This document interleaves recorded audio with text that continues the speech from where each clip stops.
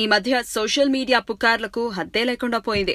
కొంతమంది మేధావులు వాస్తవాల్ని పక్కన పెట్టేసి ఊహించుకుని రాసేసుకుంటున్నారు. గాసిప్స్ అంటే వింటున్న మాట చెప్పటం, ఊహించి రాయటం కాదు. మరి ఈ విషయం వీళ్ళు ఎప్పుడు తెలుసుకుంటారో పాపం. ఈ మధ్య నటుడు ప్రకాష్ రాజ్ పై ఓ వార్త ఫిల్మ్ నగర్ లో చక్కర్లు కొట్టింది.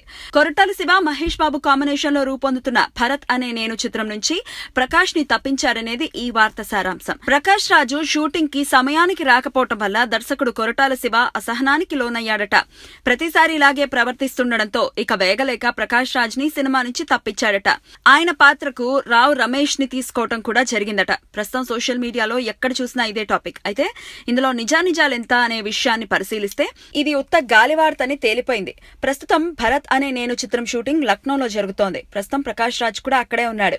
మహేష్, ప్రకాష్ రాజులపై కీలక సన్నివేశాలను తెరకెక్కిస్తున్నాడు కొరటాల శివ. అంతేకాదు, శకలక శంకర్ ని బాలకృష్ణ కొట్టాడనే వార్త కూడా ఇప్పుడు మీడియాలో తెగ హల్చల్ చేస్తోంది. తన పైసా వసూల్ స్టంపర్ లోని డైలాగ్ ని సినిమా విడుదల కాకముందే మరో సినిమా కోసం పారడీ చేశాడనే కారణంగా శకలక శంకర్ ని పిలిచి మరీ బాలయ్య కొట్టాడనేది ఈ గాసిప్ సారాంశం. అయితే ఈ విషయంలో కూడా ఏమాత్రం నిజం లేదని బాలయ్య అంతరంగికులు తేల్చిపారేశారు. మరి ఈ గాలి వార్తలను ఏ ప్రతిఫలం ఆశించి సృష్టించారో ఆ మహానుభావులకే తెలియాలి.